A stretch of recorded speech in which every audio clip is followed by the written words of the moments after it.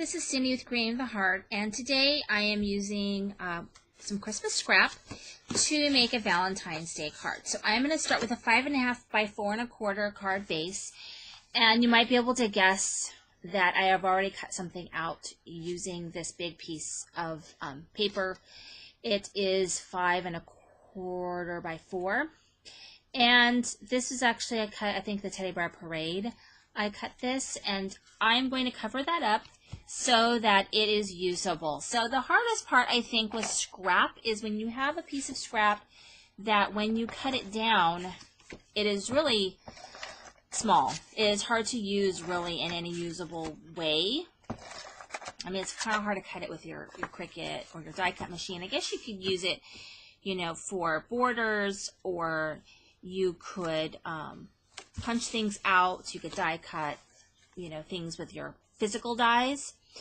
But I just think that another way is, if it's a big piece like this, don't cut it down. If you can fit it on a card front and it's in a place that you can cover it, you can do that. And I do that quite often. And you can see it's totally Christmas.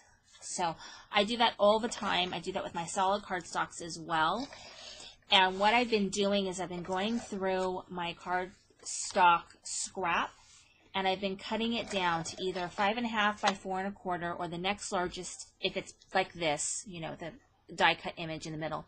I'll cut it down so it'll fit over a card front, and then everything else that, you know, I can't use for a card front, I try and cut down to the biggest piece I can that I can use in my die cut machine. And then from there, I cut them down to usable pieces as much as I can. And some are, you know, some are good to have on hand. Small pieces are good to use for sentiment layering. But, I mean, some of you have a lot of that. I mean, sometimes you just, you have to bite the bullet and throw some stuff away. And it's really, really hard. And I threw away, I'll be honest, very, very little. So here is my piece that I'm using here, and it was cut down to go over, cover this die cut image.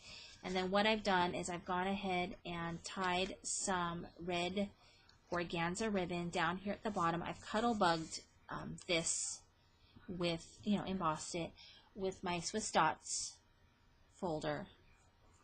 In any folder that you like will work. And then I just place it right over that cut piece. And no one will ever know. And then you get rid of this whole big piece of paper, and it gets used in a cute way. Okay, so there's that. And then I'm using this really cute kitten. It's from Create a Critter, and it's just cut in white and pink, and then I just use some black enamel accents from Ranger, and that's just going to go right here. And I'm going to take all of the foam squares that I have on the back,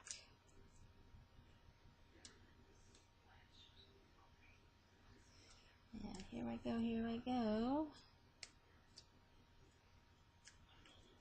And this was an easy image to cut. I feel like there should have been a third layer, but I couldn't find it, so I don't know. But I just fixed it. Alright.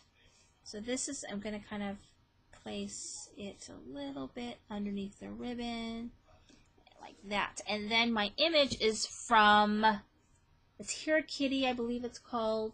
I want to say it's called Here Kitty, but it's from Cards TV.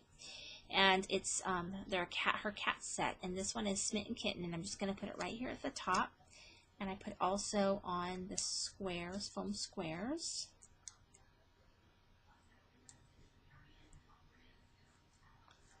And there we go.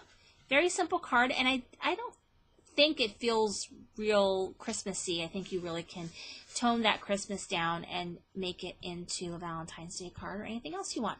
So thank you for watching today. This is Cindy with Creating with the Heart.